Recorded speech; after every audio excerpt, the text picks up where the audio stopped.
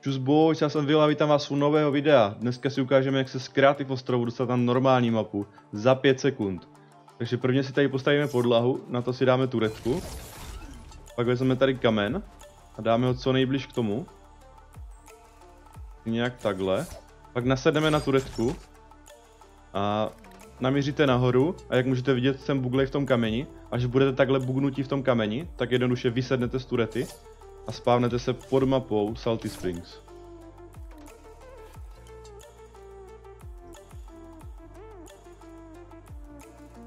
A pak už si tady můžete dělat úplně co chcete.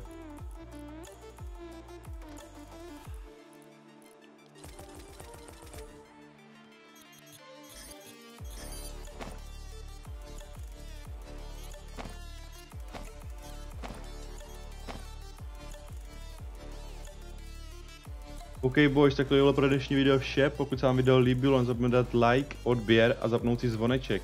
Pokud byste mě chtěli podpořit, tak v item shopu můžete zadat kód Support the Creator Villains podlo Mythoville. Díky moc všem a u dalšího videa čus.